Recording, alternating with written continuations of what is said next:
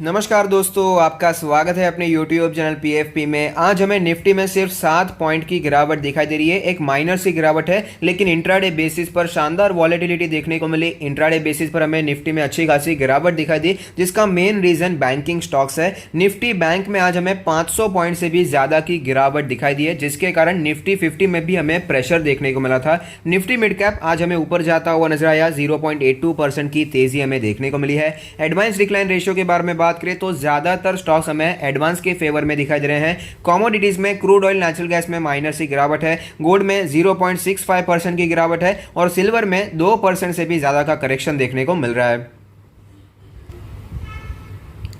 Nifty के charts पर आज हमें ह्यूज वॉलेटिलिटी दिखाई दी। ओपनिंग होने के बाद गिरावट हुई, वापस तेजी आई, वापस गिरावट आई, वापस माइनर सी तेजी आई, वापस गिरावट आई और कंसोलिडेशन दिखाने के बाद वापस तेजी देखने को मिली, वापस गिरावट आई और वापस निफ्टी हमें ऊपर जाता हुआ नजर आया। तो ह्यूज वॉलेटिलिटी आज हमें देखने को मिली, लेकिन जहां से शुरुआत की थी वहीं पर निफ्टी हमें ट्रेड होता हुआ नजर आया। तो कल के बेसिस के मुकाबले कोई ज्यादा तेजी हमें देखने को नहीं मिल रही है। आप देख पाएंगे कि कल जहां पर था उसी के पास ओपन हुआ है, तो यहां पर कोई ज्यादा पॉजिटिविटी हमें दिखाई नहीं दे रही है। कल के हिसाब से कोई बड़ा जंप हमें देखने को नहीं मिला, लेकिन एक पॉजिटिव बात यहां पर यह भी है कि निफ्टी में आज गिरावट जरूर आई थी, लेकिन 14,600 पर स्ट्रॉन्ग सपोर्ट लेने के बाद नीचे के लेवल से एक प्राइस रिजेक्शन देखने को मिला और वापस निफ्टी हमें ऊपर आता हुआ नजर आया। 750 तक आता हुआ नजर आया। तो 100 पॉइंट से भी ज्यादा की तेजी हमें इंट्राडे लो से देखने को मिली है। तो ये एक पॉजिटिव न्यूज बनकर आती है। जो 50 डेज का EMA फिलहाल हमें टूटता हुआ नजर आया था, इसी को एज ए सपोर्ट लेने की कोशिश कर रहा है, लेकिन अभी भी ध्यान रखने की जरूरत है क्योंकि 20 डेज का मूविंग एवरेज अभी भी नहीं टूट पाया है।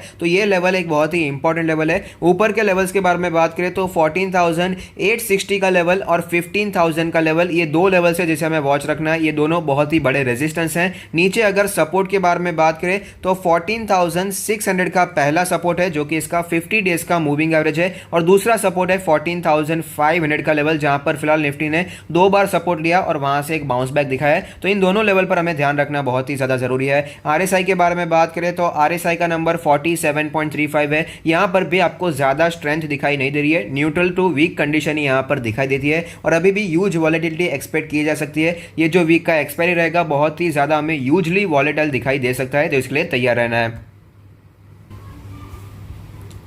न्यूज़ के बारे में बात करें तो पिरामल कैपिटल और हाउसिंग फाइनेंस ने NCDs के द्वारा 4,050 करोड़ रेस किए हैं। तो पिरामल के शेयर होल्डर्स के लिए ये एक पॉजिटिव बात है। माइंडट्री ने एक IT ट्रांसफॉर्मेशन के डील साइन की है। तो फिलहाल IT स्टॉक्स बहुत ही जोर में दिखाई दे रहे हैं, तो माइंडट्री के लिए भी एक पॉजिटिव बात बनकर आती है। लॉन्ग टर्म के लिए भी बहुत ही पॉजिटिव बात है। एयरटेल से रिलेटेड बहुत सारी न्यूज़ है। एयरटेल ट्राई का डेटा आया है कि एयरटेल ने 6.9 मिलियन एक्टिव सब्सक्राइबर्स ऐड किए हैं जनवरी के महीने में। तो ये बहुत ही पॉजिटिव बात है। एयरटेल में फिलहाल काफी अच्छी हमें अपॉर्चुनिटी भी दिखाई दे रही है। एक ऐसा समय था जब जियो ही ऐड कर रहे थे, अब यहां पर समय बदल चुका है। एयरटेल भी बहुत ही जोर में दिखाई दे रहा है। इसके अलावा एयरटेल ने संध्या हाइड्रो में 7.48% का स्टेक एक्वायर किया है। भले ही कोई बड़ा स्टेक नहीं है, कुछ 1.5 करोड़ में इतना स्टेक एक्वायर हो गया है, लेकिन कंपनी अपने फायदे के लिए एक्विजिशन कर रही है, तो ऑफकोर्स शेयर होल्डर्स को भी उसका फायदा होगा।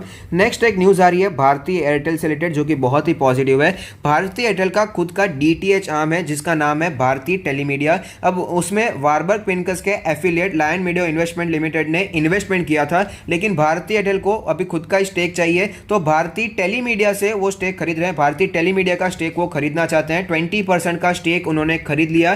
किनसे खरीदा? लायन मेडो इन्वेस्टमेंट लिमिटेड, जिसके पास ये स्टेक पहले से था।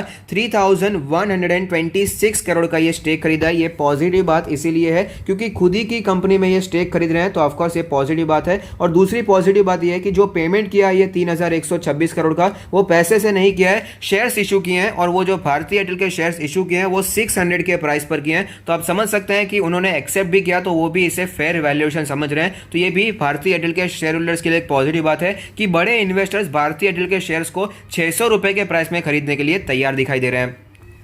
अडानी ग्रीन से रिलेटेड एक न्यूज़ है कि एक बड़ा प्रोजेक्ट मिला है, 300 मेगावाट विंड पावर प्रोजेक्ट मिला, जिसके कारण अच्छी तेजी भी हमें देखने को मिली। तो अडानी ग्रीन के लिए एक पॉजिटिव बात बनकर आती है। भेल से रिलेटेड एक न्यूज़ है कि भेल ने first ever overseas solar project secure किया है। मॉरिशस में ये प्रोजेक्ट है, तो ये PSU कंपनी के लिए पॉजिटिव बात बनकर आती है। तो अगर आपको ये वीडियो पसंद आता है तो लाइक कीजिए, शेयर कीजिए, कमेंट कीजिए, सब्सक्राइब कीजिए और मुझे मोटिवेट कीजिए। Thank you. Stay happy, happy investing.